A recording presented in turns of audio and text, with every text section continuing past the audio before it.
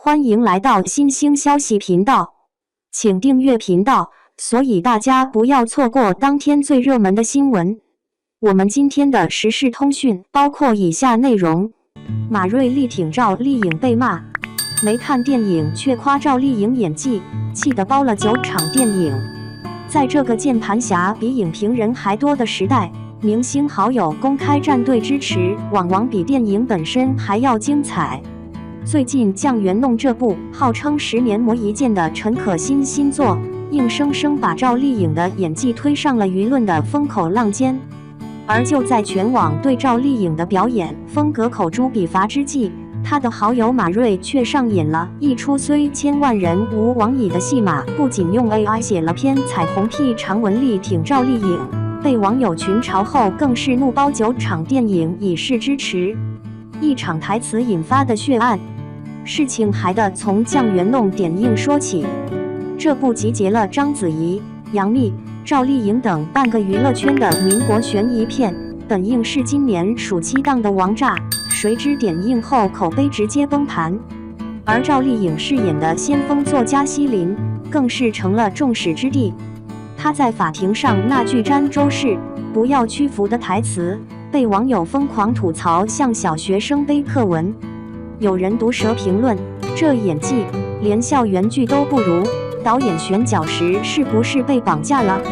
但粉丝们可不干了，他们搬出各种论据反击。西林是民国知识分子，说话就该这么铿锵有力。赵丽颖在《风吹半夏》里的原声台词还拿过奖呢，甚至有人翻出鲁迅的录音，证明那个年代的文人演讲就是这种调调。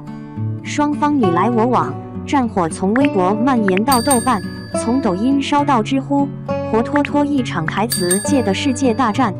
就在战况最激烈时，一位勇士突然杀入战场赵丽颖的好友马瑞。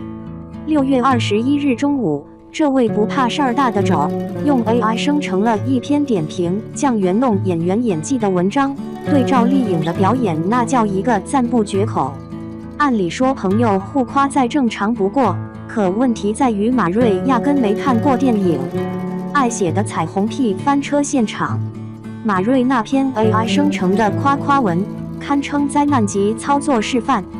文章里把赵丽颖的表演吹得天花乱坠，网友一看就炸了：您老连电影都没看就闭眼吹，这友情价也太贵了吧！评论区瞬间沦为大型翻车现场。有网友阴阳怪气：马老师，您这 AI 是不是训练数据里掺了迷魂药？更狠的直接晒出购票记录，我看了3遍都没发现赵丽颖有您说的这些神演技，要不您把票钱给我报销了？面对潮水般的质疑，马瑞先是嘴硬回怼，结果越描越黑，最后只能灰溜溜删文了事。但马瑞显然不是轻易认输的种，删文后他连发数条动态反击，可惜网友根本不买账，评论区金句频出：马老师，您这波操作让我想起了皇帝的新衣，只不过您是非说看见了衣服的那个。从键盘侠到包场侠，被逼到墙角的马瑞终于祭出了大招包场，不是1场2场，而是整整9场酱园弄。他在社交媒体上晒出购票记录，这波操作直接把吃瓜群众看傻了。见过粉丝包场支持偶像的，没见过朋友为证明自己没瞎吹而包场的。不过马瑞这豪气冲天的举动，反倒引发了新一轮群嘲。这场闹剧看似荒诞，却折射出当下影视圈的一个怪现象：作品质量反倒成了最不重要的东西。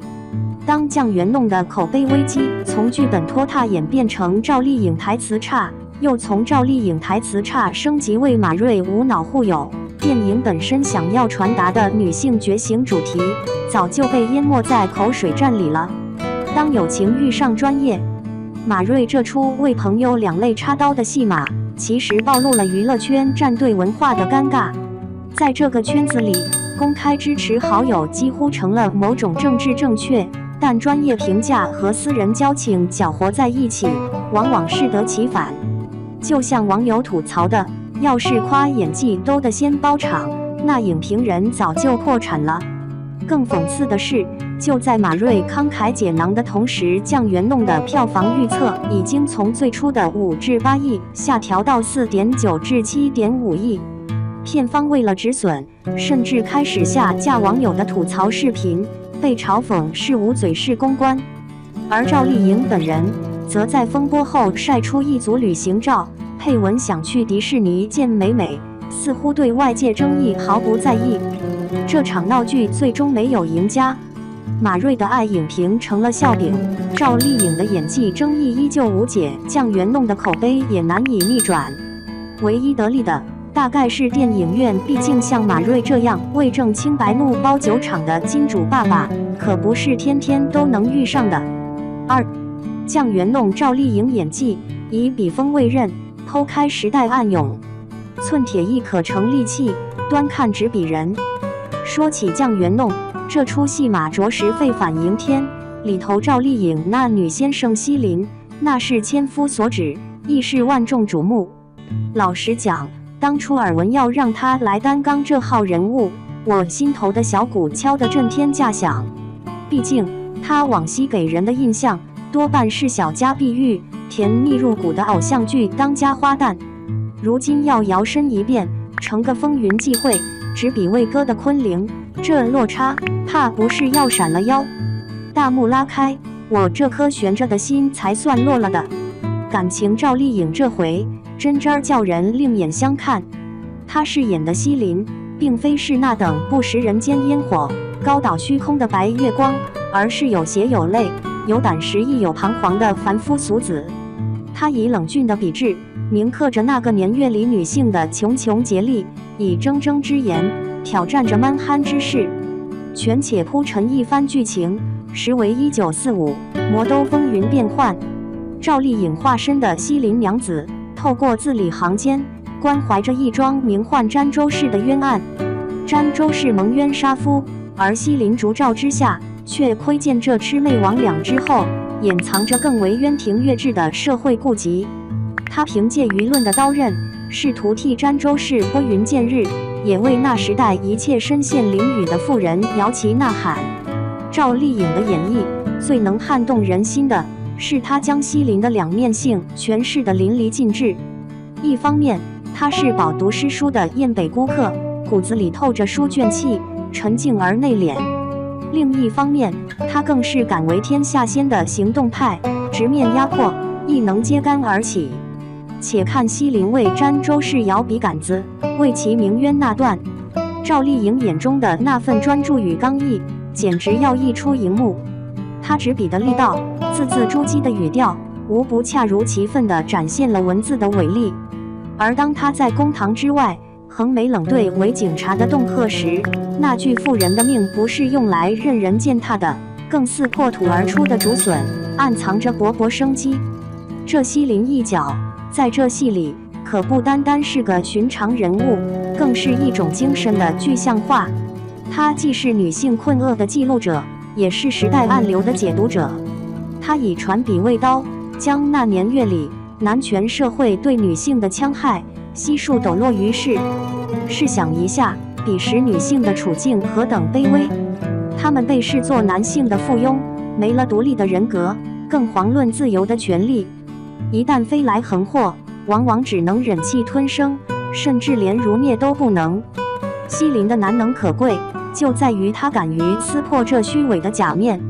他以手中之笔，为那些孤立无援的女性燃起了一线希望。他让我们瞧见，即使身处暗无天日的时代，亦有人不顾一切，匡扶正义。当然，西林身上的能量也并非横空出世。他须得面对四面八方的攻讦，须得背负着巨大的风险，但他从未想过退缩，只因他明白，手中的笔不仅仅是用来记录的，更是用来战斗的。这些年，我们乐见越来越多的伶人开始叩问更深邃的角色，他们不再甘心于扮演那些脸谱化的人偶，而是希冀透过自己的形体表演，去碰触更深层次的社会议题，去激荡观者的魂灵。赵丽颖此番转型，毋庸置疑是掷地有声的。她他用精湛的演技佐证了流量艺人亦可兼具实力。他也为其他的同业提供了一个可资借鉴的范例。唯有不断地挑战自我，方能突破窠臼，方能在艺术之路上行稳致远。诚然，我们不能将所有的期许都付诸于伶人身上。改变世界需要我们每一个人的绵薄之力。我们需要更多如西林一般的人，敢于振臂高呼，敢于身体力行，敢于为捍卫正义而战。或许我们每个人皆可化作一杆笔，用各自的方式去记录这个时代，去剖析社会症结，去推动时代进步。赵丽颖的西林不过是个引子，我坚信未来定会有更多以笔为刃的角色跃然于荧幕之上，而我们也当从这些人物身上汲取前进的力量，无畏地直面生活中的局域。毕竟这浩渺人世间需要更多自带锋芒的人。